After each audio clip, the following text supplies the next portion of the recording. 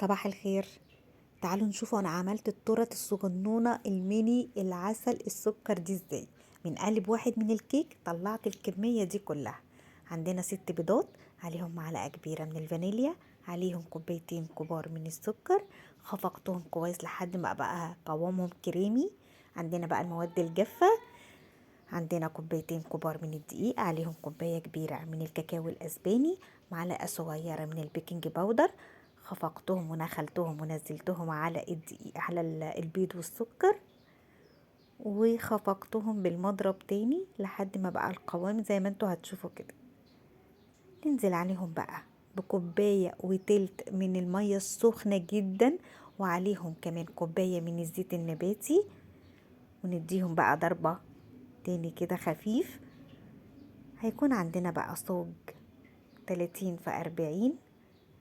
حطيت عليه ورقة من الزبدة ونزلت عليهم بالخليط الكيك اللي انا عملته. طبعا الفرن شغال على درجة حرارة 200. حطيته في الرف الاوسط لمدة 12 دقيقة بس، وطلع زي ما انتوا شايفين. استنيت عليه لحد ما برد شوية، وابتديت اقطعه بالقطاعات اللي انتوا شايفينها دي. اكبر قطعة عندكم اعملوها. طلعت لي 12 واحدة. بصوا بقى ارتفاعها عامل ازاي، وهشة وطعمها خرافة. هنعمل بقى التورت بتاعتنا او الميني تورت زي ما تحبوها سموها، يعني اللي انتوا عايزين تسموها سموها، بس طعمها تحفة وشكلها حلو جدا. انا عملت زوقتها بايه بقى. جبت الكريمة، هتجيبي بودر او تجيبي السايلة. على العموم البودر بنجيبها خام ونحط عليها سكر ونحط عليها اللبن ونحط عليها الكاكاو ونضربها كويس جدا، وبعد كده نحطها كده في النص نحشيها ونحط عليها الطبقة التانية بقى شكلها زي التورتة بالظبط. هنبتدي بقى نجلسها من بره بالكريمة برضو. عايزة تعمليها كريمة بالكاكاو كريمة بيضة، دي حاجة اختياري بتاعتك. هندخلها التلاجة حوالي ساعة. ننزل عليها بقى بالجناش. الجناش طريقته سهلة جدا، هنزلها لكم، او اي صوص شوكولاتة.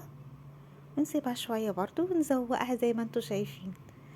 على العموم الجناش هو عبارة عن بتجيبي كريمة لباني وتحط عليها شوكولاتة خام، وتسيحيهم مع بعض في الميكرويف. بيطلع معاكي الجناش مظبوط وتمام.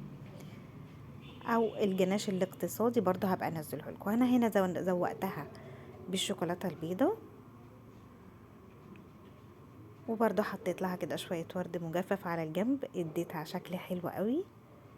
ودي شكلها في النهاية، شكلها حلو جدا. يا رب تعجبكم. كان معكم سوسن سليمان. باي باي.